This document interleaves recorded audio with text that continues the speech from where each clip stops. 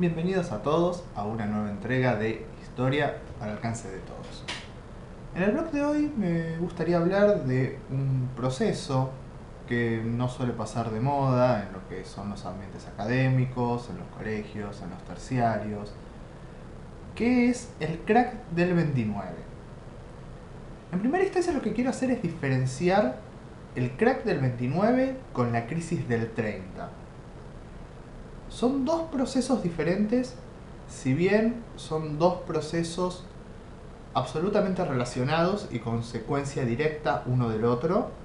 Siempre se los suele estudiar en los ambientes académicos como una unidad, y en rigor de verdad son dos procesos. Veamos, para comprender lo que es el crack del 29, tenemos que irnos un poco más atrás hacia los principios del siglo XX.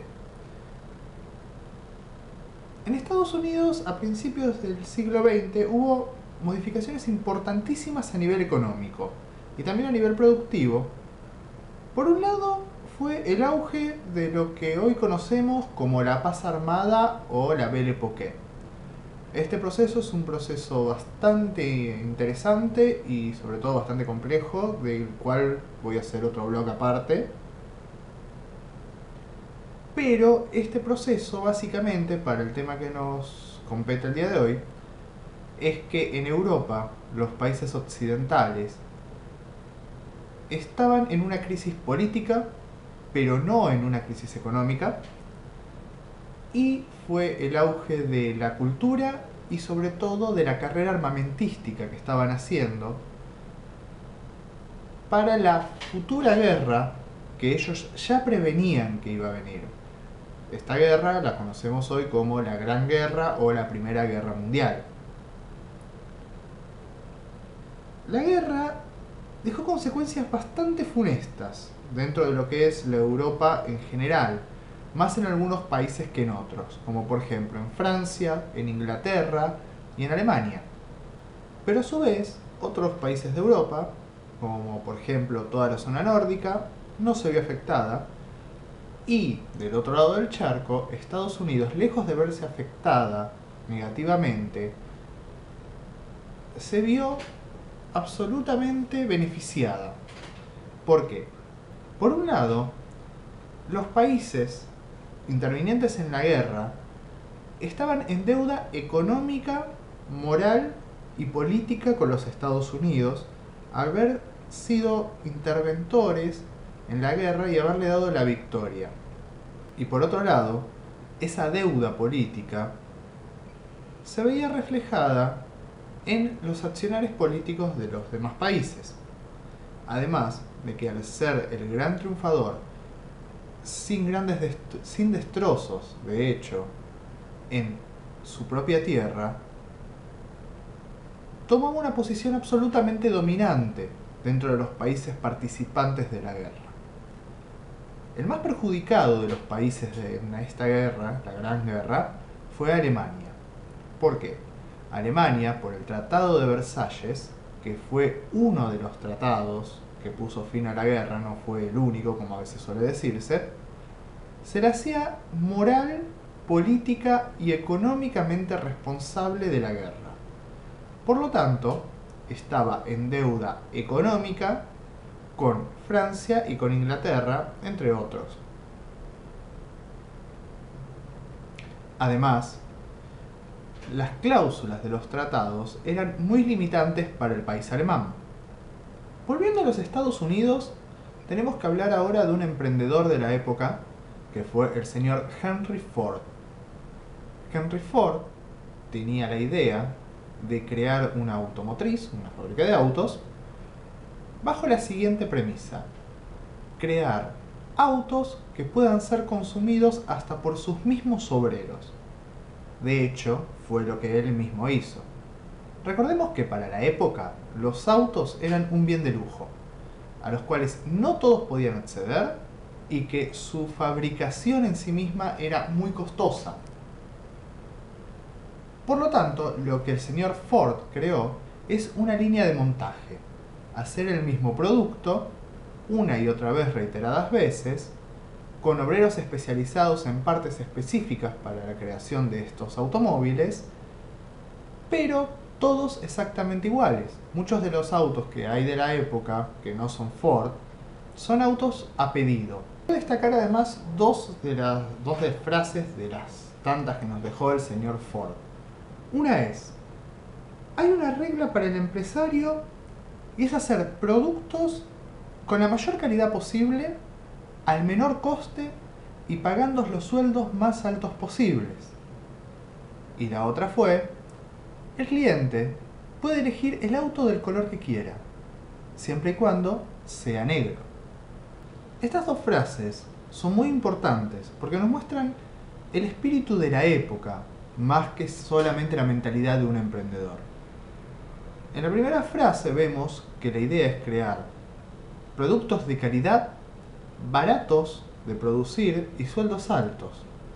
Productos de calidad para que la gente los quiera, baratos para producir, para tener un mayor margen de ganancias, y sueldos altos para que los mismos obreros puedan consumirlos.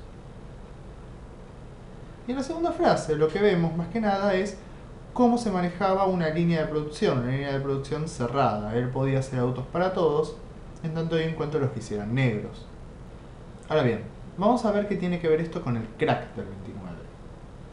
¿Alguna vez seguramente escucharon la frase lo que se hacía antes era mejor, las cosas antes las hacían para durar, o capaz tienen electrodomésticos o algún objeto de sus abuelos, el cual funciona hasta el día de hoy, o incluso mejor que productos nuevos? Y es ahí donde radica el principal punto de este crack. Imaginemos que nosotros fabricamos licuadoras. Fabricamos licuadoras de primera calidad, a bajo costo, con sueldos altos para los empleados. ¿Cuánto tiempo nos va a durar el negocio? Nos va a durar el tiempo que cada familia tarde en tener una de nuestras licuadoras. ¿Por qué? Al ser un producto que nunca se rompe, cada familia no va a necesitar más de una licuadora. A su vez, si llega a fallar algo, tengo repuestos de muy bajo costo. Entonces va a llegar un momento en que nosotros vamos a seguir produciendo al mismo ritmo, pero veríamos que ya se vende menos o no se vende casi nada. Por lo tanto, la opción lógica como empresarios va a ser empezar a despedir obreros, para tener menos producción en sí. Los obreros despedidos no ganan dinero, por lo tanto, no consumen. Entonces, sigo despidiendo más obreros porque sigo sin vender. Pero mientras tanto, tengo mis depósitos llenos de licuadoras que no se venden, a las cuales además les tengo que bajar el precio para ver si alguien las va a comprar. Por lo tanto, me queda un menor margen de ganancias aún todavía. Y ahí está, gente, esa es la base del crack del 29. Fue una caída en la bolsa de Wall Street como consecuencia de una crisis de consumo, donde las grandes empresas empezaron a cotizar menos debido a su pérdida de valor por justamente la falta de consumo.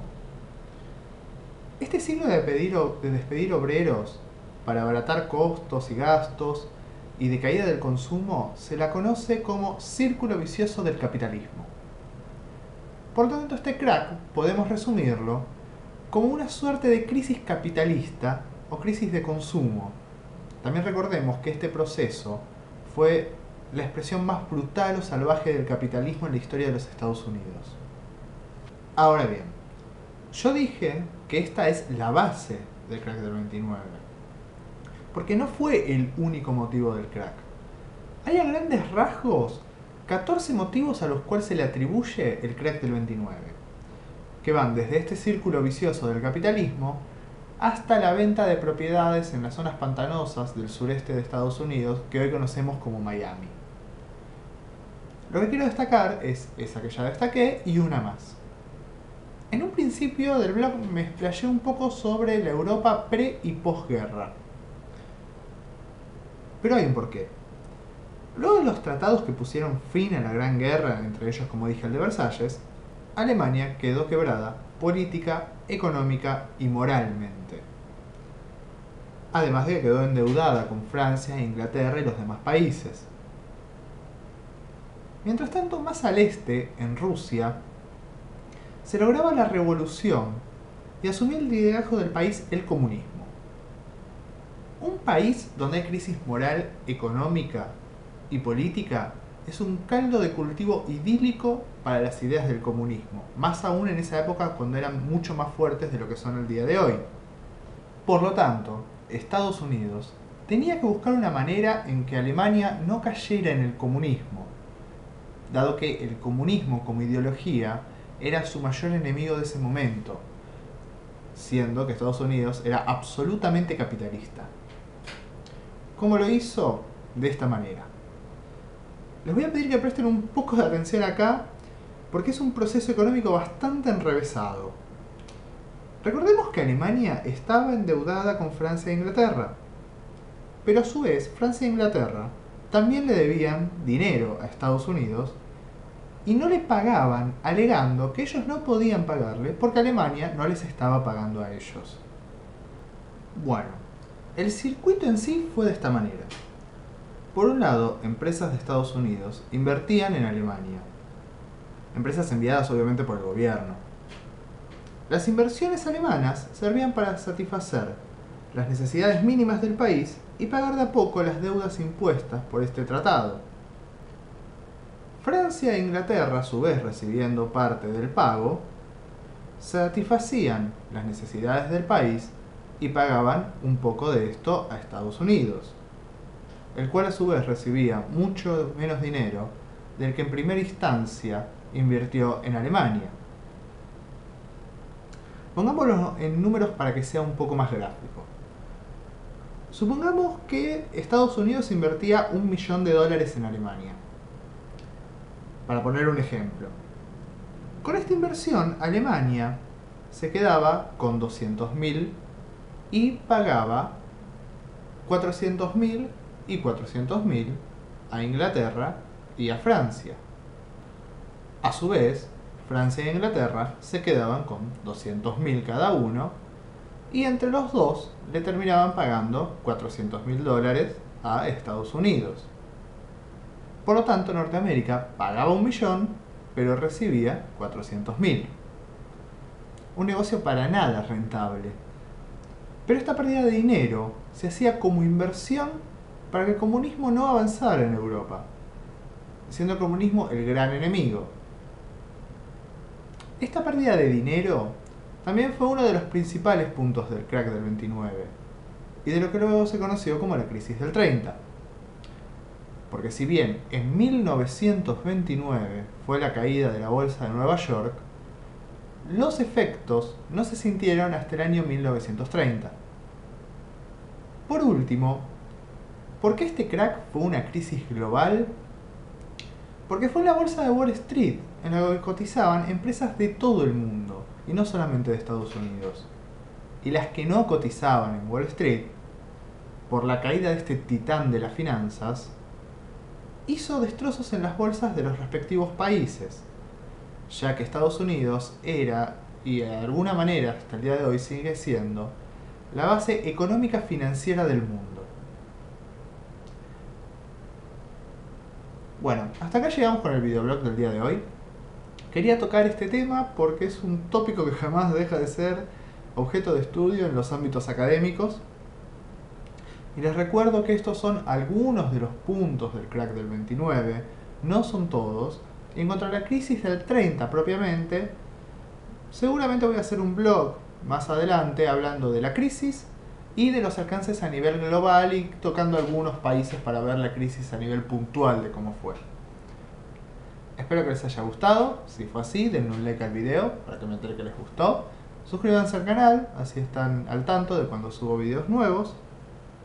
No se olviden de dejar en la caja de comentarios temas que quieran que trate para futuros vlogs. Y nos vemos en la próxima entrega de Historia al alcance de todos. Hasta luego.